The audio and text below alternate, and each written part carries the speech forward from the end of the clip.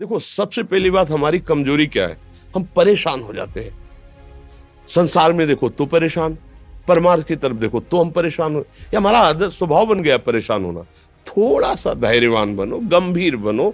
कोई इस भारी से भारी विपत्ति में परेशानी स्वीकार करके विपत्ति से थोड़ी निकला जाता। सुलझो, ठीक है, ये विपत्ति आई, समस्या आई, इसका समाधान होगा। ऐसा थोड़ी कि हमें नष्ट कर देगी।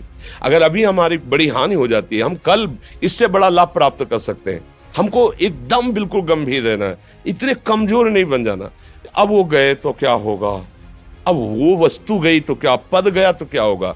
प्रयास किया था, ये पद मिला था, इससे बड़ा पद प्राप्त करूंगा, मैं इससे बड़ा महान बनूंगा। ठीक है, एक बार गिर गया, गलती हो गई, दंड भोगूंगा, फिर इससे ज्यादा संयम में रहूंगा। बिल्कुल मतलब एकदम फ्रेश दिमाग रखना चाहिए। पर अपने लोग क्या है, जरा सी बात में एकदम पछड़ा कर लेते हैं, एकदम कमजोर हो जाते हैं। ये बिल्कुल ठीक नहीं है। हम जीवन भर की यात्रा की बात कह रहे हैं, भारी से भारी कष्ट में भी मुस्कुराना, तो हमें बल मिला है, हमें भगवान की कृपा का दर्शन हुआ है, हमें उनका दुलार दिखाई दिया है। अगर ऐसे तो भाग जाते, फिर परमार्थ में थोड़ी चलना होता है। आज जो आप सुन करके लाभ लेने की चेष्टा कर रहे हो ना, ये केवल प्रवचन नहीं है, ये जीवन है। अगर ये जिए ना होते ना, तो ये इसका प्रभाव नहीं पड़ता, फिर वाणी का प्रभाव नहीं पड़ता। हम इसीलिए कहते हैं, जैसे आप लोग एकदम परेशान हो जाते हैं जब बोलो, क्या हमसे ज्यादा परेशानी होगी? दोनों किडनी खराब, दवाई लाने के लिए पैसे नहीं, पानी रखा है हम उठ के पी नहीं सकते, भीषण शरीर में कष्ट, भीषण बुखार, क्योंकि किडनी फेल, जरा में बुखार, खाने को क्या, रोटी मांग के लाओ। अगर वहां सब्जी मिलती है तो लाल मिर्च ऐसी पड़ के मिलती थी कि वो पा नहीं सकते थे। आप सोचो, पानी लाना है तो मुझे लाना है, पीना है तो मुझे पीना है। अगर मैं हारता तो कहां पहुंच जाता, क्या स्थिति होती? नहीं, मरना है, पर कदम पीछे। कोई दिन ऐसा नहीं जिस दिन सेवा ना की हो, जिस दिन सेवा ना गए हो। गुरु जी की सेवा में जाना है, पहले अपने को स्वस्थ साबित करना है, नहीं वो सेवा नहीं लेंगे। तुम बीमार हो, तुम कष्ट में हो, ऐसे उनकी दृष्टि परेशान थे, उनकी सेवा की, आके लेट गए। फिर हिम्मत की, अपनी श्री जी की सेवा की, मधुकरी नहीं गए, 3-3 4-4 दिन भोजन नहीं गए, पर सेवा नहीं छोड़ा, दिनचर्या नहीं छोड़ी। और उसका प्रधान कारण संयम, ब्रह्मचर्य, भगवत आश्रय, नाम जप, कभी हारने नहीं दिया। अभी भी थोड़ी देर बाद डायलिसिस शुरू होगा, हारने, आपको हारे हुए नजर आ रहे हैं। शरीर में पीड़ा है, किडनी फेल है, ऐसा तो हम स्वस्थ बैठे हैं, पीड़ा है, बार बार प्यास लगती है, थोड़ा थोड़ा पानी मिलता है, लेकिन हम आनंदित हैं, हम प्रसन्न हैं। हम लड़ाई में हारे नहीं हैं, ना हारेंगे, हम जीत चुके हैं। हम अपने मालिक के भरोसे में अपना सब बात, तो वो ये हम अपनी बड़ाई नहीं बता रहे, हम आपको बता रहे समस्या। सोचो, तुम्हारे पास तो माँ है, भाई है, बहन है, परिवार है, कोई ना कोई तो है ना। मेरा किसी ने कभी जीवन में ध्यान भी नहीं दिया। क्यों? बचपन से बाबा जी बन गए, किसी से प्यार नहीं, किसी से संबंध नहीं, कोई जानकारी नहीं, हम कहाँ हैं, वो कहाँ, किसी से कोई मतलब नहीं। अच्छा, जवान साधु कौन श्रद्धा करे?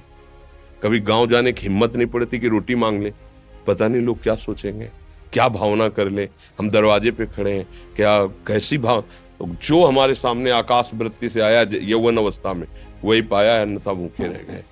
जब हम हर समय अपने को विवेक के द्वारा सावधान रखे, तो हम कभी निराश नहीं हुए, कभी उदास नहीं हुए, कभी ऐसा नहीं लगा कि यार हम दुखी, कभी नहीं लगा।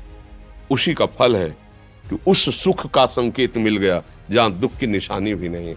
वही उसी के बच्चे हो, हम सब उसी धातु से बने हुए हैं। हम इतना क्यों परेशान हो जाते हैं? हम ये देखते हैं, अपने लोग थोड़ी बात बिगड़ गई परेशान, नहीं बिगड़ी तो बिगड़ जाने की संभावना में परेशान है। आज सुख है, लेकिन कल सुख छिन जाएगा, तो हम आज के सुख में सुखी ना होकर कल के दुख की आने की संभावना में हम भयभीत हो। मतलब क्या हमारी सोच रह गई? हमको इतना बलवान बनना है कि सुख और दुख दोनों हमको छू न सके। भारी से भारी सुख की व्यवस्था है तो अहंकार नहीं, हर्षित होकर किसी का अपमान न करे कि हम धनी, हम पदाधिकारी, अमुक। भारी से भारी दुख आया तो हमें किसी के सहयोग की जरूरत नहीं, हम फिर अपने कदम बढ़ाएंगे, हम फिर जुड़ी हुई अपनी भावनाओं को सजाएंगे। मस्त जीवन, एकदम तुम अविनाशी के बच्चे हो। शेर का बच्चा भेड़ों के बीच में फंसकर म्यों म्यों बोल रहा है, बस अगर दहाड़ना सीख जाए तो कोई भी उसे परास्त नहीं कर सकता। ऐसे भगवद अंश, तू प्रपंच में फंसकर अपने को इतना दीन क्यों देख रहा है?